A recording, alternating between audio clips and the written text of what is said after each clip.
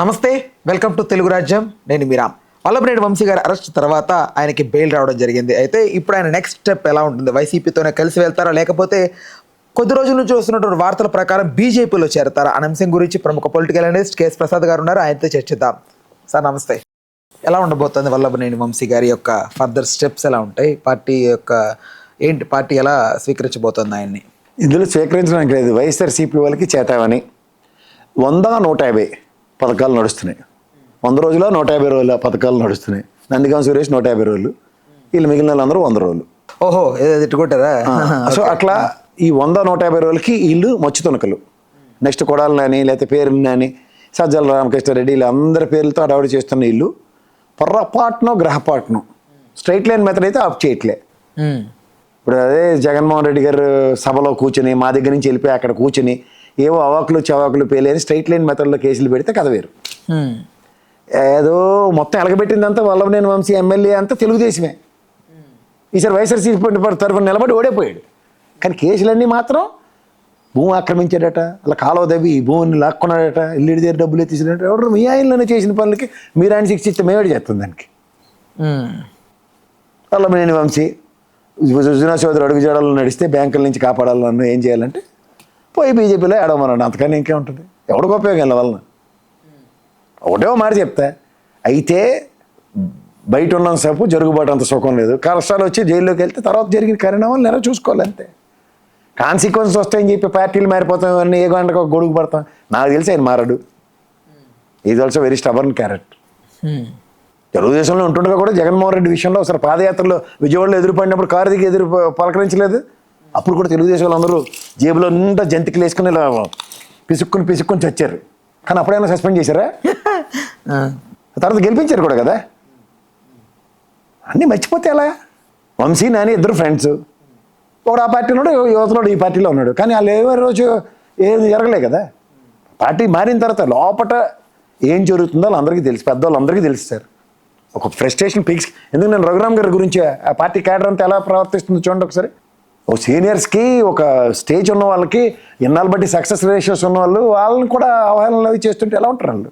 ఏంటి వాళ్ళకి ఏంటి సార్, ఎందుకు అలాంటి ఫ్రిక్షన్స్ ఎందుకు వస్తున్నాయి వాళ్ళలో?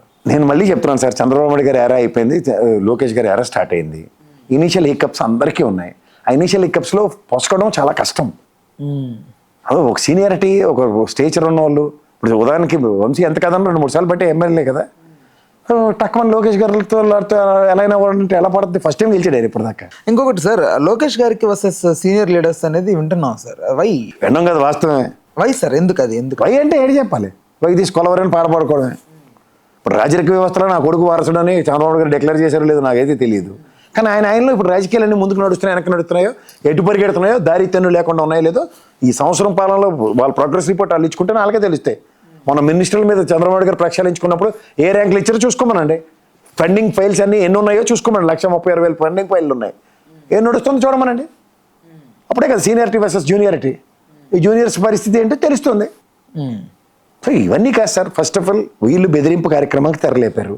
దొరికిన లోపటేసిన వాడికి 100 రోజులు 150 రోజులు బేర్ మినిమం పెట్టేద్దాం అని నిశ్చయించుకున్నారు. ఈ భయానికి రాజకీయాలు ఏమైనా మార్పులు జరుగుతాయి అంటే మీరు అన్నట్టు వంశీ ఏమైనా బీజేపీకి వెళ్తాడా, అయితే మళ్ళీ తెలుగుదేశంలో పునరాగమనం చేస్తాడని ఈ పొకోడి చర్చలకి తెరలేపి టైం వేస్ట్ అంటాను.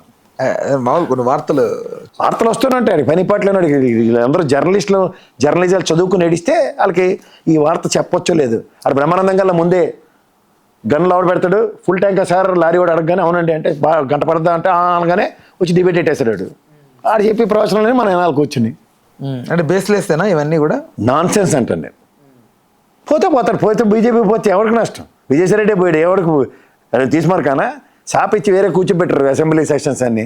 అలాగే టికెట్ ఇస్తే గుండు గించుకొని అనుకోవచ్చాడు. అంటే రాజకీయాల్లో శత్రువులు ఆ జన్మ మిత్రులు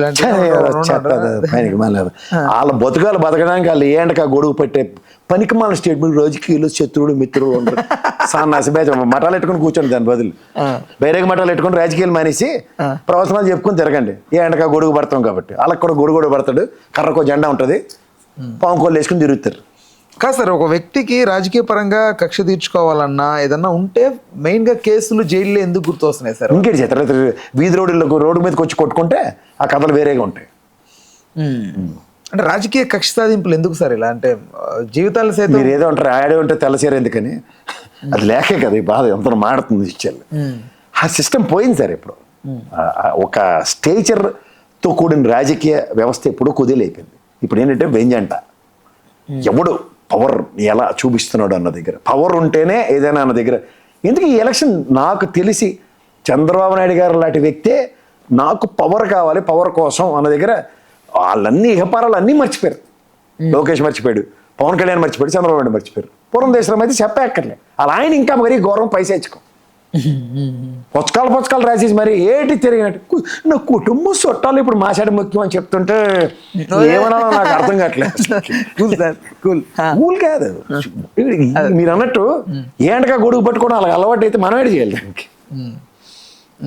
ఇప్పుడు జగన్మోహన్ రెడ్డి గారు ఇప్పుడు ఈ పార్టీ యాక్టివిటీస్ లో మళ్ళీ వంశీ గారిని కీలకంగా పెట్టే అవకాశం ఉందా?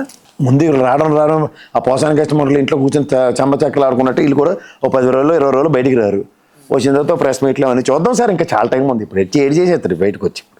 అంటే మోస్ట్లీ అవైటెడ్ గా ఉన్నారు చాలా వరకు ఈ వంశీ గారి. బయటకు వస్తే హెల్త్ హజార్డస్ ఖచ్చితంగా 10 రోజులు బయటకు వస్తేనే కానీ ఇంట్లో రెస్ట్ తీసుకుంటే కానీ మళ్ళీ శుభ్రంగా అవడు. రైట్ అయితే సార్ ఇంకొక కన్క్లూజన్కి వచ్చే ముందు ఒకటి ఏంటంటే, అంటే వంశీ గారి మీద రైట్ ఎంత ఇది ఉన్నప్పటికీ కూడా టీడీపీలో ఎక్కడో కొంచెం ఒక మనవాడు అనే ఫీలింగ్ ఉంది టీడీపీకి అనేది ఒకటి వినపడతా ఉంటుంది.